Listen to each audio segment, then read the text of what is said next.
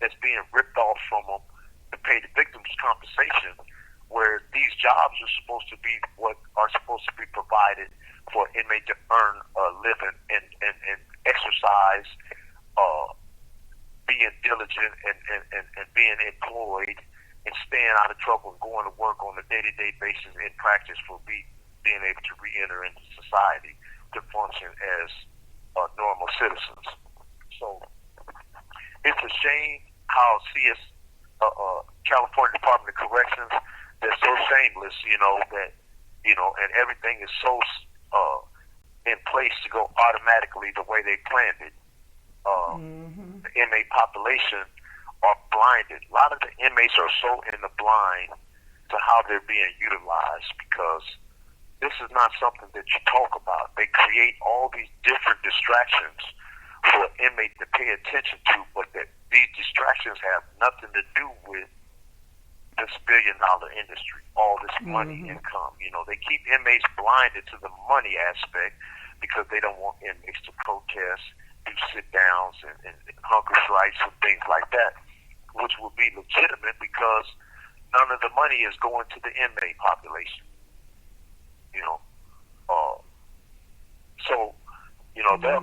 They'll probably, get mad about this episode and say something about, well, they got the inmate welfare fund.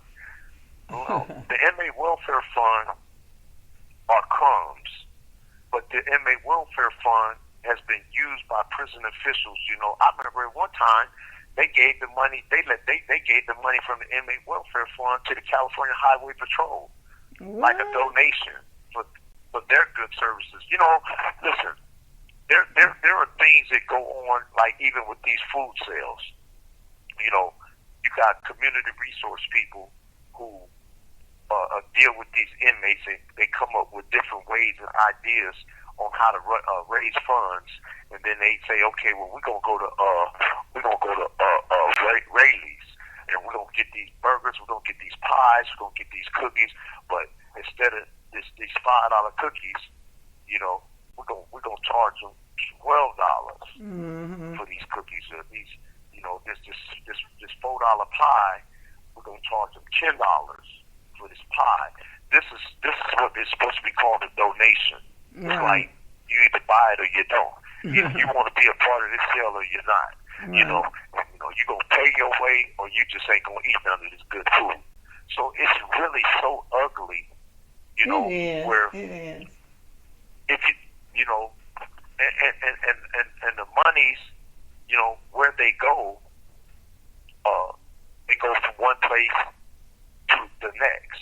Say, for instance, the actual price that Rayleigh's was expecting is what they're going to end up getting. Everything else went to a different location.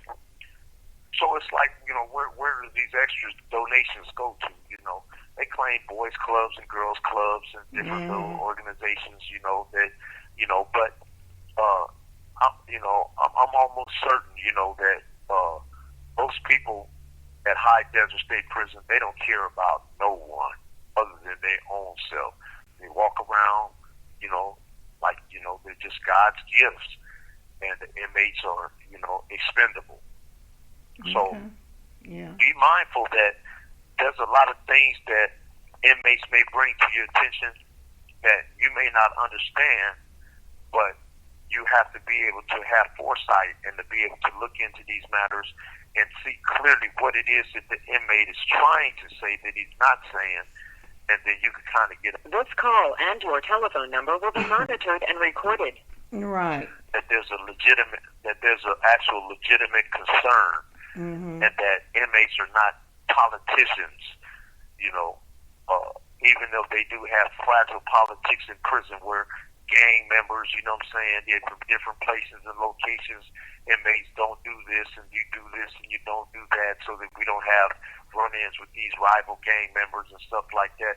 Those little fragile prison politics are, they're nothing compared to the scale of politics that goes on when it comes to, economics, and funding and providing a service, that's never provided, but the funds constantly coming in, and at the expense of the inmates who are being warehoused at these condemned prisons. inmate sitting in the cell for 20 days, even if it's 20 days, even if it's 15 days out of 30 days, it's a condemned prison because you don't have staff to facilitate normal operations. Therefore, they should not be there. Right. And they don't like they don't like me telling you that because this is something that they know. It diminishes, you know what I'm saying, all human rights. It diminishes inmates' rights to grieve these matters without putting a target on his head or without being legal. That's what they call me, a legal eagle. You know, I got paperwork showing they labeled me as an legal eagle, and it says big file of 602s. You know, this is a billboard to all staff. Like, yeah, this motherfucker. You know, he writes 602. Excuse my language. He writes 602. So be careful. You know, of him. You know, he'll write you up. You know, so now I'm the problem. You know, I'm no good. You know, and then they get inmates who they can say, yeah, man, you know, y'all's homeboy, Papa C, he's trouble, you know, and you know, some of them say, well, that ain't my homeboy. You know, I'm from Long Beach or I'm from Los Angeles. He's from San Diego. You know, and this is their way of trying to stay in good standings with the police. Mm-hmm. Instead of saying, what about it? What about Papa C? Papa C ain't doing nothing but using the regulations and the grievance procedure the way it's designed to be used, and y'all don't like it because he's putting you on blast. He's showing everybody where you guys are wrong and you're non-compliant. You know, but you don't have inmates who stand for each other.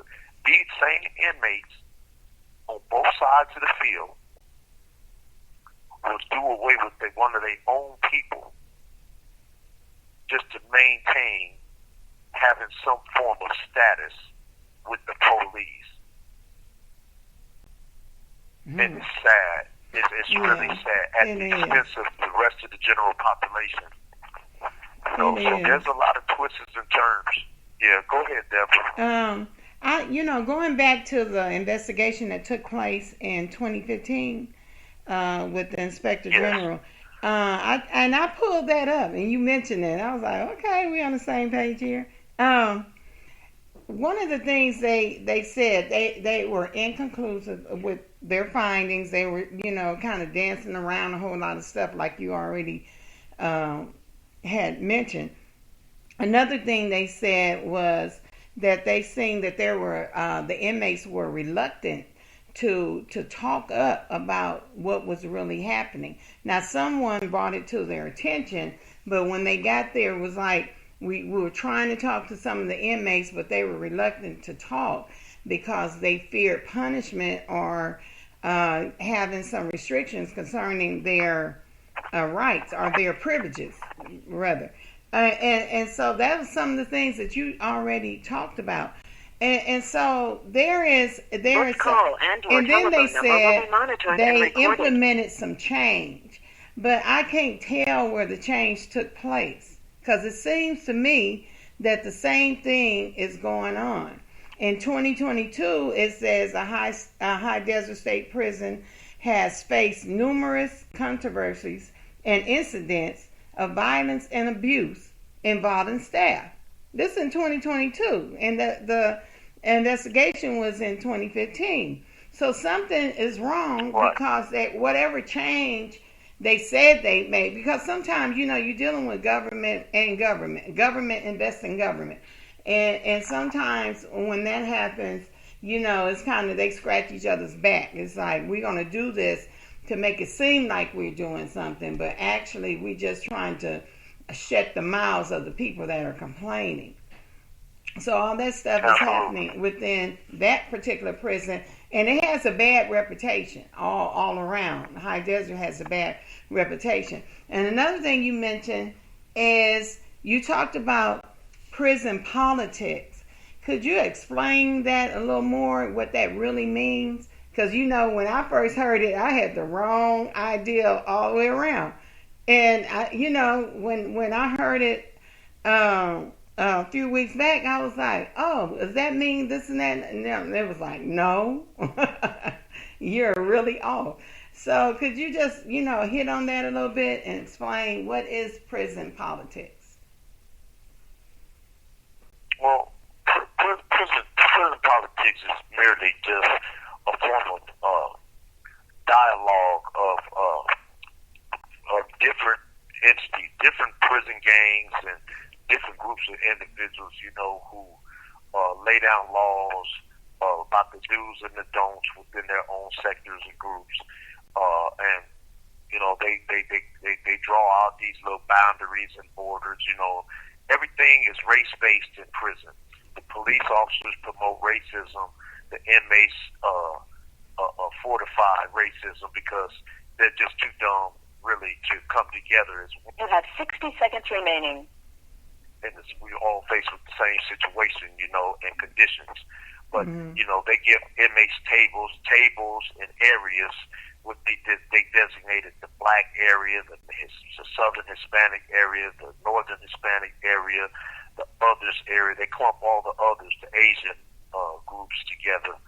And then the white area, and everybody is on the yard segregated. I have to follow up with this. I'll be right back. We have to take a pause. We're back.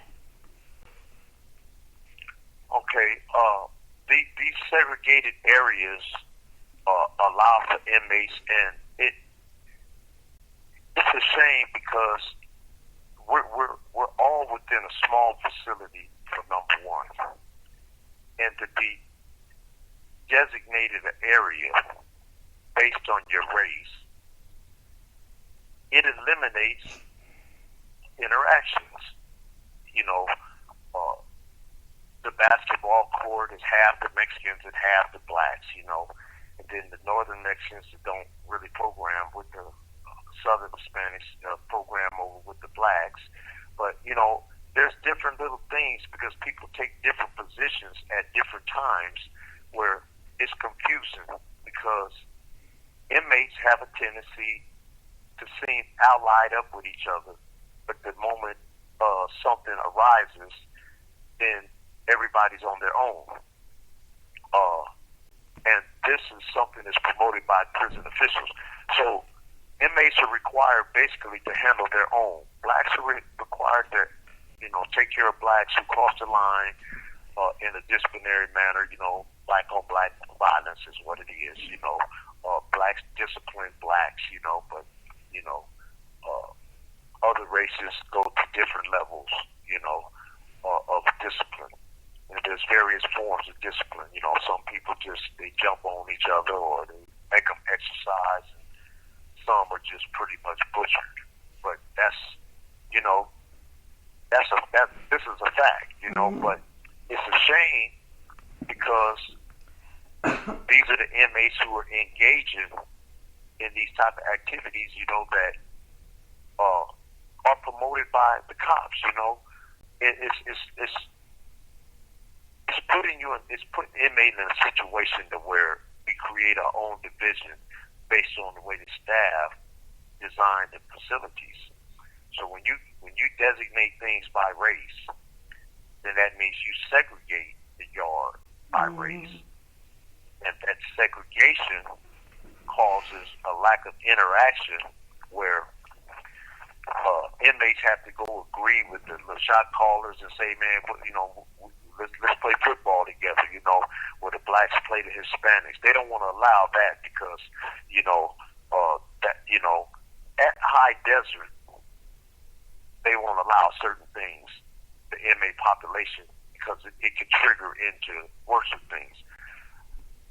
They got prisons like New Folsom and other prisons who blacks, Hispanics, all the races interact in intramural sports where they have competitions, basketball, football, baseball, handball, chess tournaments, domino tournaments. This call and your telephone number will be monitored and recorded. That facilitate these interactions, and rehabilitative efforts that people were able to come together and put their gangs and all that stuff aside. That's because the leadership that they had a leader then that was there who allowed for their people to interact with the other races, you know, especially the blacks, because we're considered the blacks, you know.